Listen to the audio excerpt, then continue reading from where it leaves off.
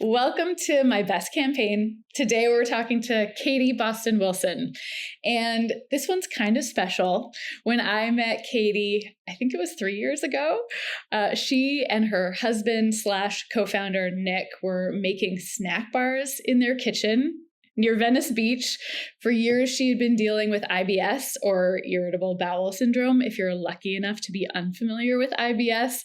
And Nick set out to make a snack bar that she could actually enjoy. I'll let her tell more of that story, but fast forward to today. Now, Katie and her brand BelliWelli are taking the stigma out of tummy trouble. It has been an actual thrill to watch your journey, Katie. Full disclosure, as an investor in BelliWelli, I've had a front row seat to watch this go from two people baking bars in their home to having a viral campaign and a huge fan base. And here's what I've seen. Katie moves fast. She is scrappy. She's not afraid to take risks. She knows when to kill her darlings for the sake of the business. She knows where to save and where to spend. And we're going to dig into all of that today. But first, Katie, I want to know, how on earth did you become the hero of everyone with IBS? Tell us your origin story. What an intro. I don't know if I've ever gotten that intro, but I love it. I do move fast. That's the one piece of that intro that I'll totally claim. Probably too fast sometimes. But just as you mentioned, Amanda, and been so honored to have you on the journey with us. And yes, you're right. I think we're at about the 3-year mark, which is crazy. A lot happens in 3 years. I'm sure we'll touch on all of that. But, I certainly did not come from the CPG industry. CPG stands for consumer product goods, of course.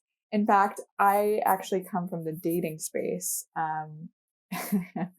even more specifically, matchmaking. So I did not set out to start a CPG company, but call it about 5-6 years ago, I came down with gut issues, and nothing that landed me in the hospital by any means, but enough to consume more of my mental energy every day than I would have liked. So these said gut issues started to control what I was doing, what I was eating, what I was saying yes to, what I was saying no to.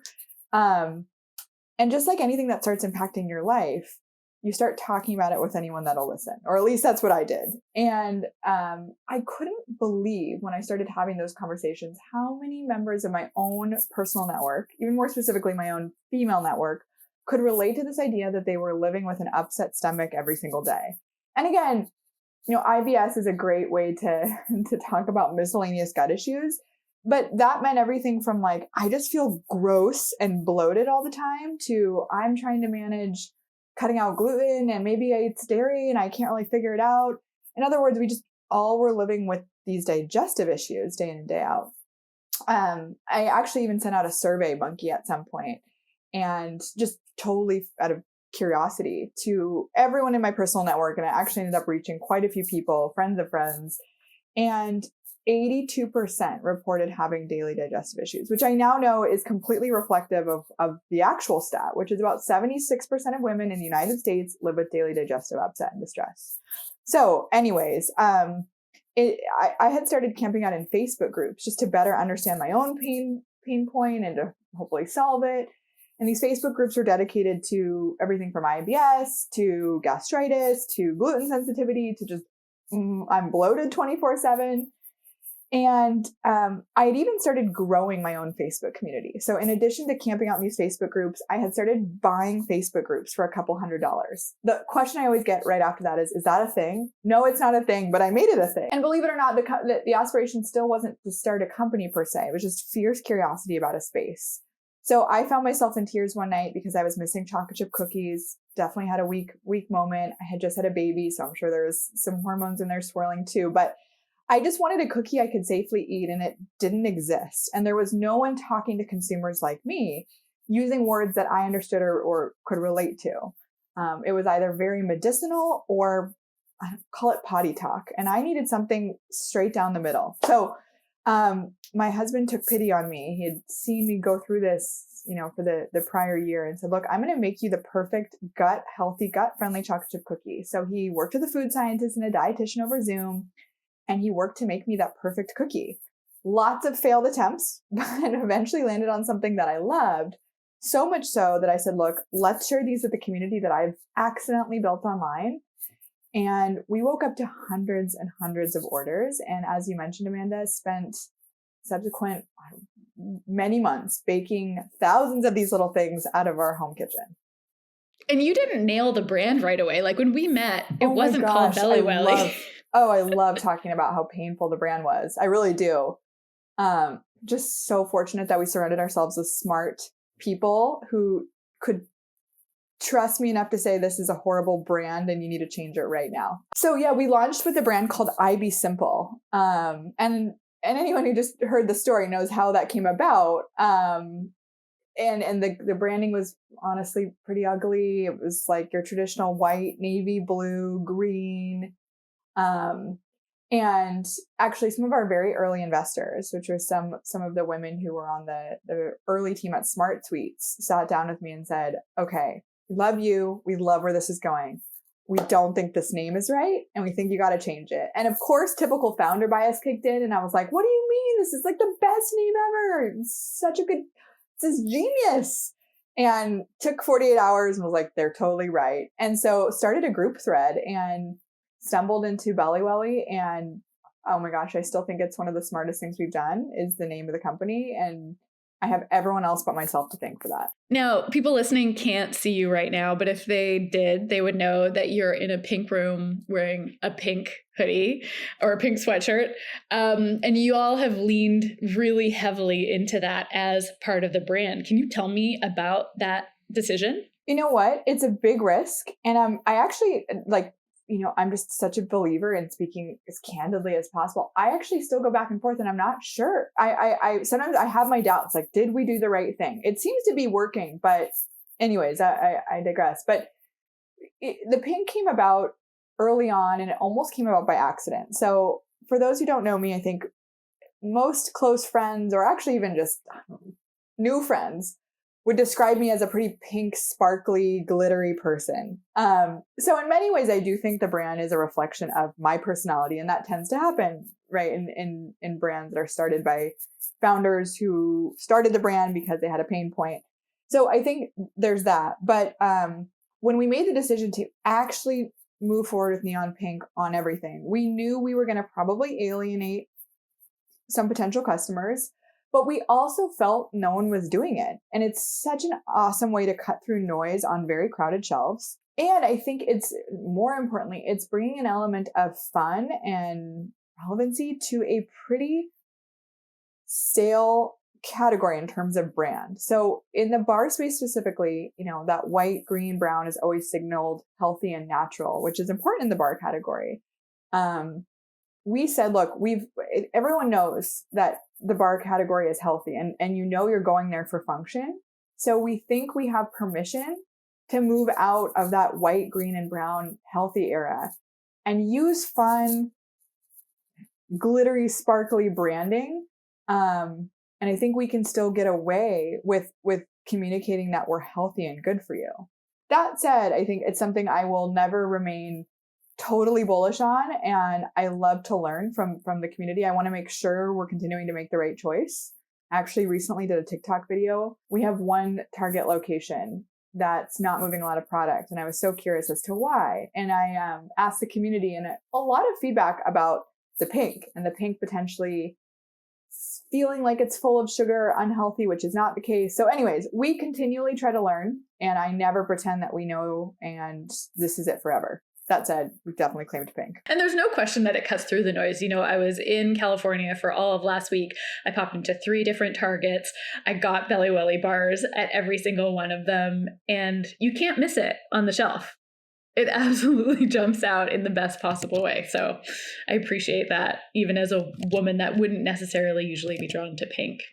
Okay, well, speaking of pink, listeners, if you haven't tried BelliWelli bars, if you live in cities like LA, New York, Portland, Austin, and I think a handful of other cities, correct me if I'm wrong, Katie, you probably have actually seen those Barbie pink billboards that say hot girls have IBS, full emblazoned across them in key locations. It's one of the most fun marketing campaigns I've ever seen, and it was totally innovative from what I've seen out in the market these days. Tell me about how that came about and what the results have been. Completely. I think you mostly got the cities, although there's lots of little cities that we actually put billboards in.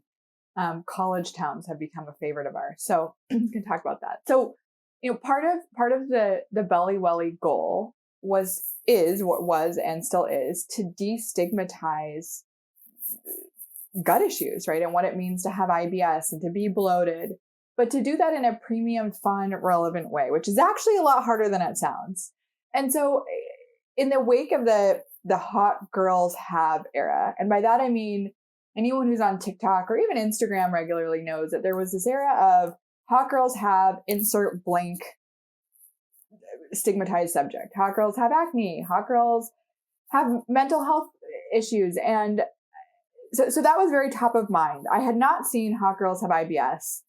But as I was driving in LA one day, I saw a billboard, and it was prime location in LA, and it was massive, and it totally caught my attention only because it was so big. But it was for a watch, and it was, I think the ad was black and gold. It was honestly, I hope I'm not offending anyone, the most boring billboard I'd ever seen in my life. And I thought to myself, does anyone look at this and I can't even tell you what this watch brand is and go buy this watch? Why, who's spending money on this? Then my next stage of thinking was, why don't they at least make it a brighter color? And as I was on this terrible commute drive in LA that takes hours, I thought, well, couldn't we put up a billboard that's hot pink? And it occurred to me in that moment, what if we pair that with hot girls have IBS? Hot girls and IBS is totally polarizing ideas, right? And again, it was in this time where that was very relevant on social media. So knowing zero, actually less than zero, about out-of-home advertising, I actually pulled over to the side of the road and Googled billboard people. And I called the first number that popped up. And I said, I have this crazy idea. I want to put a billboard up in Los Angeles. I have no budget. I have no idea how much these cost. And I wanted to say, hot girls have IBS. Help me. And the two guys on the other end of the line, they laughed. They were so lovely to me, but they laughed and they said, we have been in this business for 30 years and we've never heard a request like this.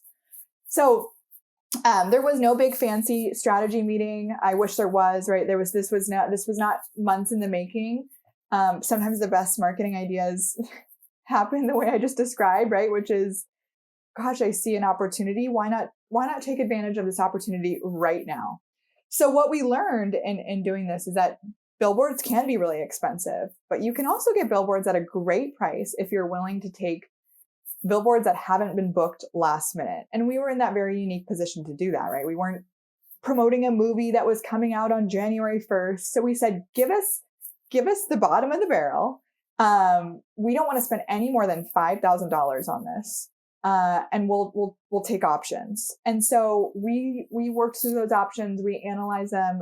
We spent hours looking at every single option, and we chose one. And the one we chose ended up being absolutely brilliant. For those that are in LA, it was visible from the 405, but you could also pull over and take a selfie. 2 days later, I drove by the billboard and there was a line of 15 people waiting to take photos in front of the billboard. And that's when I knew we had struck gold. So from there, and then I'm sure we can dig in, we did scale that campaign and we did that very methodically, but we totally stumbled into the first billboard. What did you think would happen? It sounds like not much. You just thought it would be fun. And then beyond just that virality, what has been the impact of it? Maybe I downplayed it a little too much. What I did recognize as the word genius is way overstating the billboard, but the genius in the campaign, I knew even before we did it, was that it is that thing you send to your group chat. And I've had a lot of founders reach out since, right, and ask, like, who did you use for billboards? What's your recommendation? I know you've spent money on it. And my response is always, I don't even know if we could replicate it again, to be honest. I think out of home is only as good as the campaign. And the secret sauce in the Hot Girls Have IBS campaign is that you see it and you immediately send it to the 10 friends that you have who talked about their gut issues. It's very share worthy. And I think that's not to be confused with just shocking. So I have other friends who've put up billboards that were shocking and it doesn't have the same effect. I think you might get the chuckle when someone drives by, but you need it to be shareable. And that I did know the Hot Girls of IBS had that quality. And it's why even today we're really a unique customer. I mean, we're actually pretty easy to work with when we're booking billboards because we don't want eyeballs. So we don't want the 405 freeway placement that costs, $20K plus.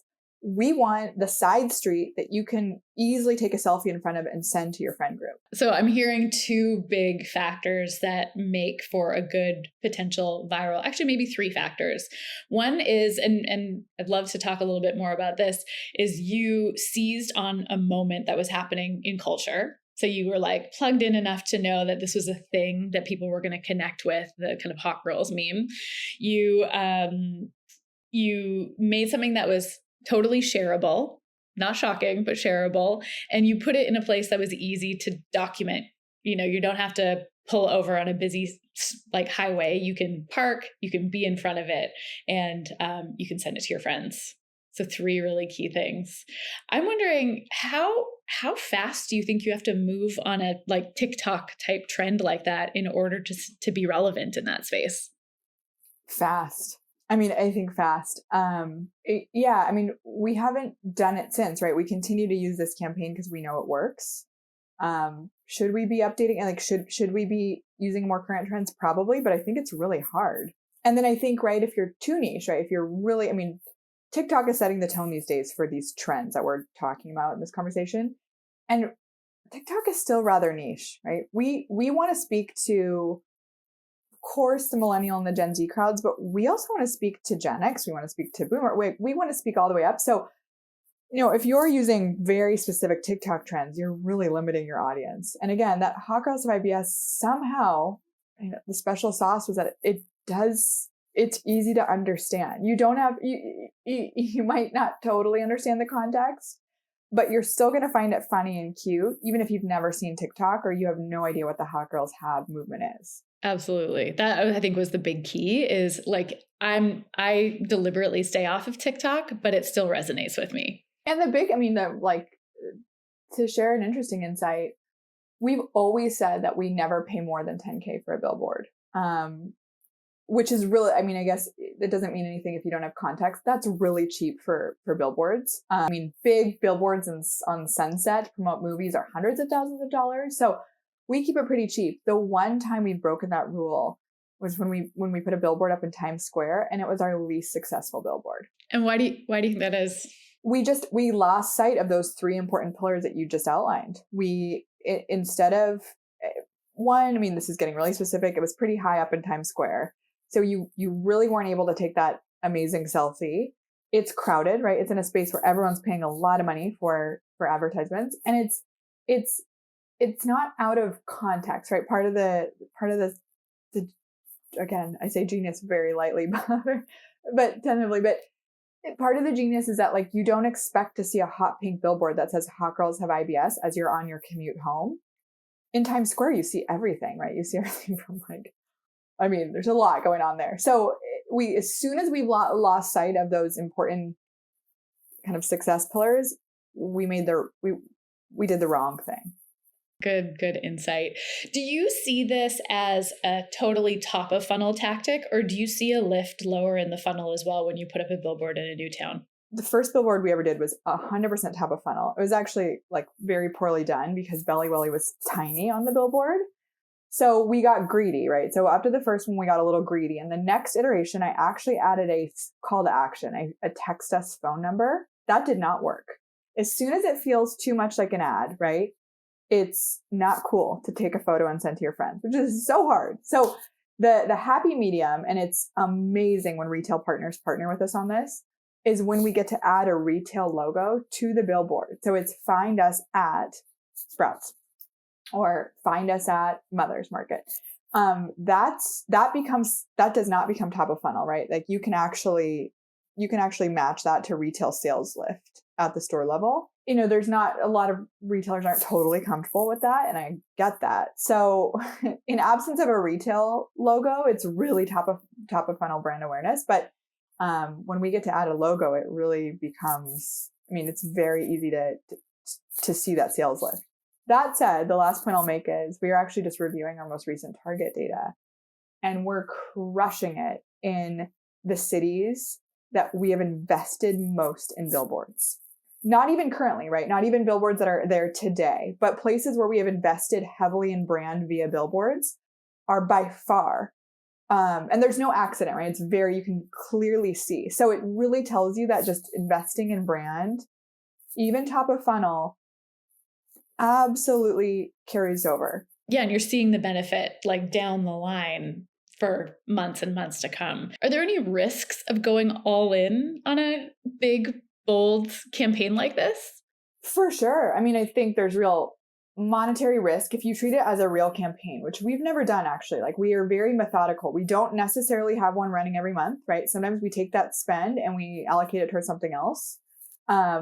We've never paid most billboard companies want you to pay a couple $100,000 to blow up a big campaign nationwide. And it's probably where you see very big lift. We've just never felt that's right for the brand.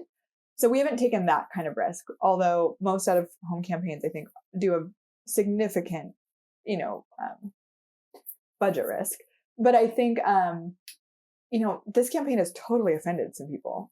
I think it's not offensive when we've had the opportunity to explain. So a lot of folks in older generations look at this and think it's offensive, right? And for most millennials and Gen Z, we all know that actually hot girls is a means of reclaiming stigmatized topics. And we don't literally mean hot girls, right? We mean anyone's a hot girl. And it's actually very empowering, but you don't get that opportunity to have that conversation every time. That said, I've actually been surprised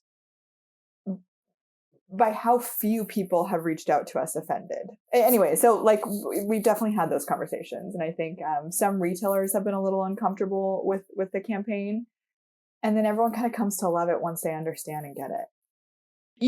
Billboards aren't the only creative marketing approaches you've taken. You've had some other fun surprise successes with some of your different initiatives. What have been some of your other most effective strategies?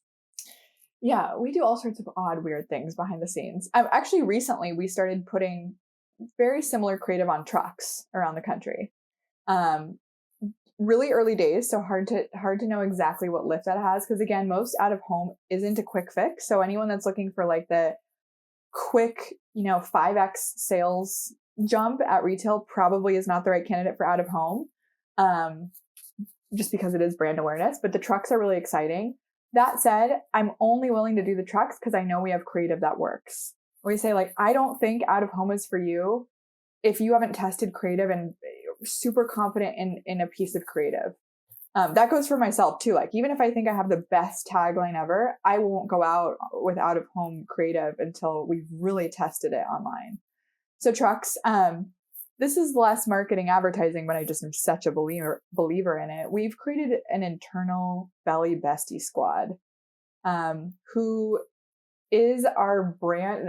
They are extensions of the brand in the store. And so it's always been so important to me and now to us as a team that we build a brand that feels incredibly inclusive and like a friend to everyone. I myself as a consumer don't relate to, and there's totally a place for them, but stuffy brands where there feels like there's a big distance between the customer and the brand. And again, I think those brands have a place in the world. I just didn't want to build that brand.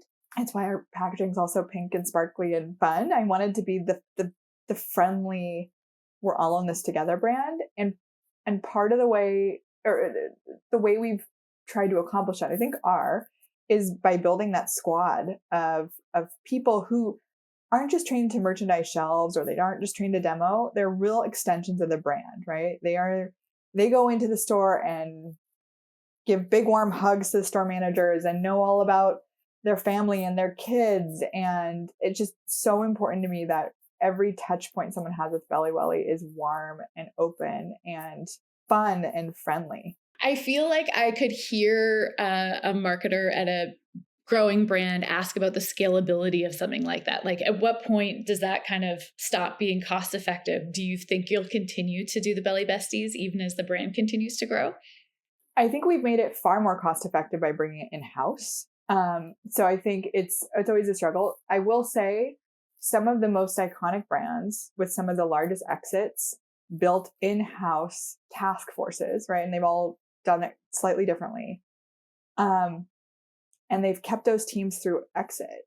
So scalable becomes, I think, an interesting filter, right? I mean, because the power of brand and touch points and like once you're in retail is almost immeasurable, right? I think what's not scalable is like, can we hit 2,000 stores with our merchandisers and make sure there's a photo of every, that becomes not, unscalable.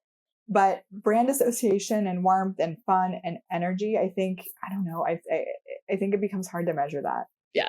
Because it's bottom of funnel and it's top of funnel. It's creating that positive association, but it's also driving someone to make a purchase right in that moment. Yeah. You mentioned you don't go all in on any out of home now until you've tested a message. Where's your favorite testing ground for new messages? Social, email list, and our SMS list. But that goes through, that's not just for marketing, it's everything we do.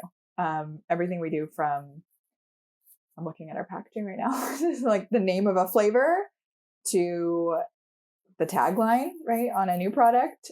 We really, really, really test. We actually have a little team, I shouldn't say little, 100 of our VIP customers that we have ready to go at all times, who can react and sample and test and provide feedback on everything from marketing messages to, like I said, flavors to positioning. They're a little VIP squad. A lot of them have been with us from the beginning. And then like, this is the old fashioned way, but like my own personal network. So, I mean, my own personal network is probably so sick of BelliWellis at this point, but I have a SMS chat with 55 different friends in it. And when we do anything, those poor people get hit up on the group chat. And I ask, I just think the answers are usually right in front of you. And it's like, I know for sure, I've been humbled so many times, like take it back to IB Simple, that I probably never have the right answer. Yeah, man, just talking to your audience is so, so valuable and overlooked way too often. And your audience, yeah, even when you think you know your audience, I'm just always reminded that I actually don't. I might know, like, I don't, right? It's surprising. Sometimes you don't even know who your audience is. Sometimes I'm just surprised. I'm really surprised to hear like Target data is juicy, because for the first time we have really granular data. We see exactly where we're selling. Like, we are selling tons of product in Wisconsin, and I have never thought to talk to that audience. And like, now I want to just go to Wisconsin and just meet those customers. And I just realized I've probably alienated those customers and I need to talk to them. How often is Target giving you that data? You get daily. Amazing. That's a whole other level for running your totally business. Other level. Yes. You come from a really high touch background, which is matchmaking, which is different than what we typically think of as the online dating model these days. It's very involved. It's very personal. So it's actually not shocking that getting that one-to-one feedback and input has shown up in your business now. How do you think your background in matchmaking has set you up for what you're doing now? Are there learnings that you've carried over? I mean, you actually nailed it, right? Which is just high touch, right? It's so dangerous as your business grows. Just think of customers as like customers, right? But really, it's such a simple thing to say. You're talking about thousands, hopefully millions, right, of individuals, right? With like individual needs. And again, you mentioned it. I come from a business where all I did every day was have one-on-one conversations with individuals. And it's just such an important reminder that you're making something for real people. You're not just talking about customers, right? Which starts to become a really meaningless word. They become faceless. It becomes this idea. They're numbers instead of data.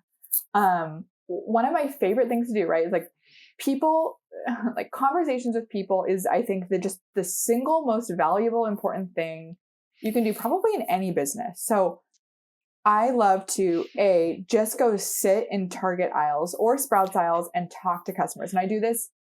I spend about 30 to 40% of my time every week right now in a store talking to people. I will set up a chair and just just literally wait for people. And I love talking to people who aren't choosing to buy our product. And just establishing that connection with managers, right? I mean, there's nothing more valuable than doing a store walk with a store manager, especially a store manager who's been in the business for 10 plus years, and find out what's working and not working. They know better than anyone. So anyways, I think in short, it's just that the value in one-on-one conversations, 20 minutes plus, where you dig a little deeper. It's not a questionnaire, right? On in an email or SMS. It's a real conversation with a real human. So at the very least, next time you're iterating on packaging or a saying or the actual formula, you like have that person in your mind. I just talked to a woman named Nima yesterday. Like Nima, I met her in the aisle, and Nima thought the carbs in our bar was too high, and like Nima's in my mind now as we're looking at the formula today. So, anyways, there's just no replacement. Let's dive into budgeting and planning a little bit. So in your experience, where should brands be splurging and where should they be saving? I've seen you make some really smart, interesting decisions over the years. Where do you invest and where do you cut back? Like what's a no-brainer to spend on? So this conversation could not be, this topic could not be more top of mind. It's what I spent my whole morning on. I actually had a big, I don't know what the right word is, but a big like FOMO moment this weekend. As a new brand, you're always trying to figure out how to drive sales to retail. And that's really hard. And there's a couple of obvious things that everyone does to do that. And it's so easy to get caught up in those things. And I think I've been really proud of how we built BelliWelli. And it's not really been on purpose, to be honest, but we've never really got caught up in a lot of those traditional marketing efforts. And maybe sometimes that's been to our detriment and we should, but we've always seemingly kind of done things out of the box, probably because we don't come from CPG, and it's worked really well. But I always gut check myself, like, should we be like following the playbook? Should we be deviating? So the big spend that I'm referring to is influencer spend. We have never really done the big influencer spend. We've dabbled in it. We've just never done it the way most companies have. And I've questioned, like, is that the right strategy? Should we be spending more on it? It seems to work, and I can't bring myself to do it. And I've like been at the finish line so many times with some really incredible partners. Not their fault. I just can't pay the really high price points. And I'm happy to share some of the quotes we get back because I think they're crazy numbers we're talking about. So like for like a Instagram reel and a story, I actually got about 15 quotes this weekend from some pretty big influencers. We're looking at about $185K to about $325K. Wow. Yeah. And so I just can't bring myself to do that. And so anyways, where we will be investing is not in influencers. And again, no knock on influencers. I think it can be an incredibly powerful tool. I know that's not what I'm good at, and I don't feel comfortable spending there because I just know I'm not smart enough to spend there. So I would rather double down and invest in content and brand that we own. And that might mean a slower start, and it might mean that it's really painful, but I think I think you have opportunity to surface that right on your own social when you do that. To your point, most things are not worth the spend. The way I view budget is most things, it's very cynical, are not worth the spend. There's some things that absolutely are, right? Like great content. I think if you can really like nail your voice and your copy and your content, the gifts that keep on giving, I think are worth spending on. I think if you're looking for a quick fix, it's probably not worth the spend. As tempting as it is, sometimes it's probably not worth it. You're probably overpaying, and that has a place sometimes.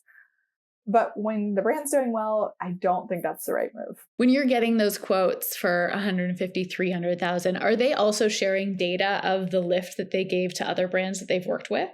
I hope I don't tangent us, but so my follow-up often to rates is, could you share some click-through data?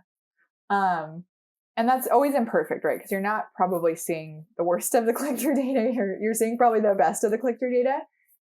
Even in the best case scenario, you are losing 80% of the money you're paying.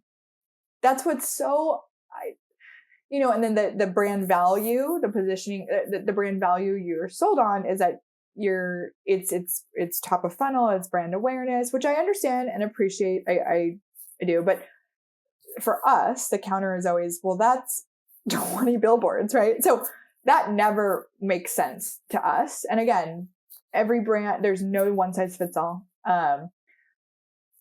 That just like argument will never work for us. And that content is very fleeting. Like, yeah, it might get millions of impressions, but it's millions of 1-second impressions. And you can't really measure how it's actually sinking into people's psyches. How far ahead do you plan your budget? Is there flexibility or is it pretty locked in?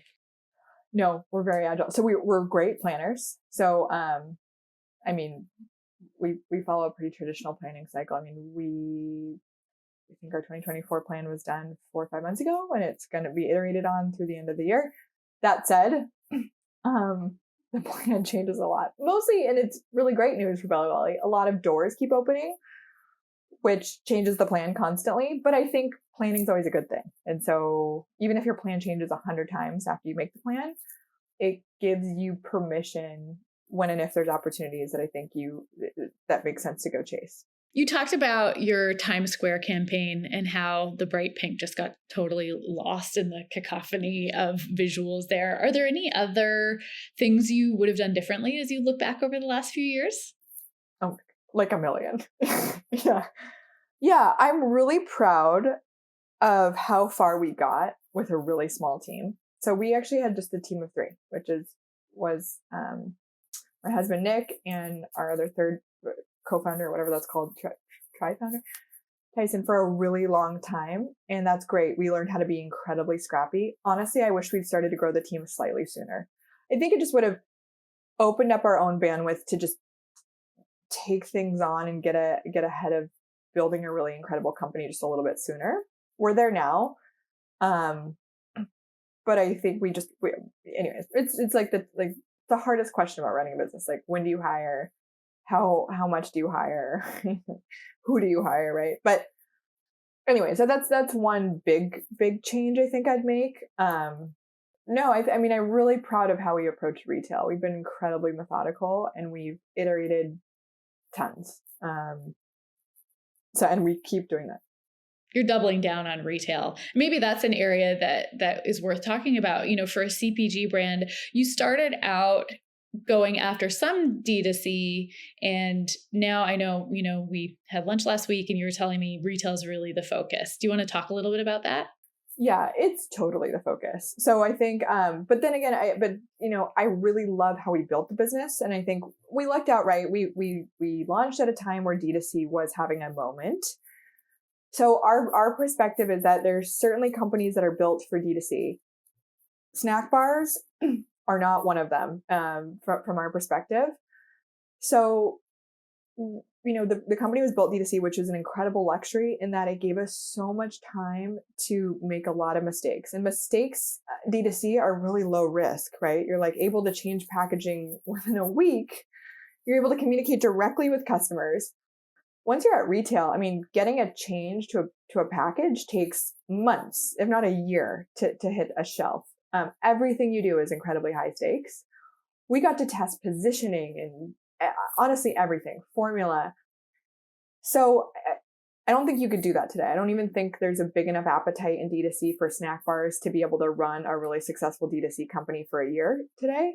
We just had that, we hit it at the right time and we're able to do that.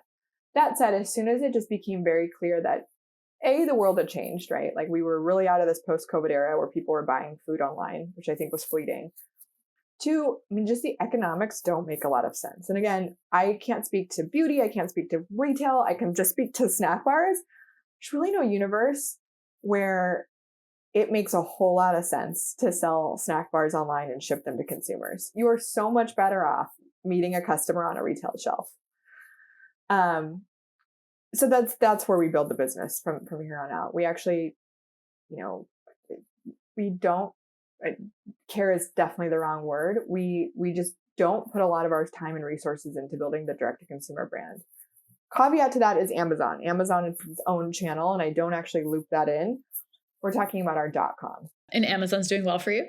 Amazon's great. So Amazon's we think from like, to use marketing speak, it like picks up all the dollar bills every time. If you do something big, a big brand awareness plan, you shake a tree, right? And then like all the dollar bills fall down. Amazon scoops those all up, right? If you've heard about the brand, you don't really know where to find it. You've just seen it on a truck, and then maybe you saw the billboard. You're going to go to Amazon, and we're going to grab you that way. So I think it's a very important channel. It functions very differently than a .com. So you came into this, I would say, from an outsider's perspective, and hearing everything you've shared today, you've fully immersed yourself in the world of brand and marketing, and like you're slaying. But this isn't the background that you came from. I'm guessing there were good mentors who advised you along the way. What is the best piece of marketing or branding advice you've picked up on the journey? Yeah, there are two pieces of advice that came from close mentors. And they sound really cynical, but I think that they're not brand specific, but I think I love them both. One is you don't get points for effort. In other words, no one cares that you tried really hard. Did it work? And so the second is it's all your fault. And again, that sounds incredibly cynical, especially coming from like a very glass half full person. But I find that incredibly powerful, or empowering and powerful, in that it's all my fault if it works. Yes, of course. I mean, it's actually a team effort, so it's not all my fault. But it's totally my fault if it doesn't. And it also means I have the power to change the narrative. And so both are totally motivating. And if I'm being honest, it's like really the two pieces of advice that I remind myself of every single day. So it's what's worked for me. Yeah, ownership is such a big piece of that, knowing that you have the ability to impact the outcomes for your business. It is really empowering. It's terrifying, but it's empowering. What is the one piece of advice you would give to brands today? Yeah, it would be spend as much time as possible making sure there's a space for your product. I mean, spend more time on product market fit than anything else. Also, my like sidebar is you don't need a business plan. I feel like this is this narrative in the world that like, I'm working on my business plan. And I'm like, the business plan will come later. You don't need the business plan. What you should be able to come up with, right? And if you can't, it's not an idea quite yet, is a strong deck, right? Like, can you tell the story in a deck and why it needs to be in the world and what it is? And if you can't do that, awesome. Keep going until you can share that deck. Yeah, you had your audience before you even developed your product, and that's a real special position to be in. The more time I spend here, I can't imagine doing it any other way, because you just need them. And it's validation. I know a lot of people who are fantastic entrepreneurs with fantastic products who are struggling to sell product because it can be fantastic and it can taste amazing and it can be something that everyone in your personal network loves, but it doesn't mean there's a large enough appetite, no pun intended, for it to be $1 billion, multi-million-dollar business. And that's so hard to understand, right? Like we're surrounded by friends and family who like try yourself and be like, this is amazing. You should make a business, right? Especially in food, because it's very easy to understand. Everyone shops in a grocery store. Everyone consumes food. So it's very easy to understand. And you get a lot of encouragement. But not every food product deserves a place in the market. It has nothing to do with how great that is or how great it tastes or with the incredible function attached. Like consumer appetite is king. Oh, the last thing that I think is like less sexy, last thing that doesn't get mentioned is, can you make it at the right price? That's a doozy. It's a doozy, and it's like the thing that every entrepreneur thinks of last, because it's not the fun positioning where it's like the thing that matters most. Is it an actual business? That's where I think, and just in conversation with you this week, seeing you make those smart decisions and to not hold too tightly to those babies that are your ideas once you realize that the margin just isn't there. Maybe on that note, tell us what's coming down the line for BelliWelli. What are you most excited about right now? We have a couple new products in the works, which is really fun. I won't share too much, sadly, but a couple of big retail partnerships and a couple of big products, two big product launches. And one is very predictable. It's in the snack space, and one is totally unpredictable. It's kind of a veer into, I can share, it's the VMS space. VMS, for those unfamiliar, is like the fancy phrase for vitamin supplements in the grocery store. So everything from powder to pills. I don't think there's any other form factor, like stick packs. So we are going to enter that space and we're very excited about it. But, big challenge for the business from a bunch of different lenses, like everything from marketing and positioning to operations, logistics. So new products are fun and it's easy to get distracted by new products, but they do bear a big weight for a small business. Well, I'm excited to see those come into the world. I will be paying close attention and watching for them. Where can people find you online if they want to follow along on your journey? Oh, yes. Of course, Amazon, our .com, our social, which is BelliWelli Snacks, TikTok. You'll get spammed with questions about our packaging and what we should do next if you follow us on TikTok. So please join in there. And then if you're in the US, retailers across the country, Target's the easiest to find probably, but we're in Target nationwide. Awesome. Katie, I just learned so much. Thank you so much for joining us. Looking forward to seeing how things progress and grow from here. Amanda, thank you. It is so fun to have you on the journey with us, truly.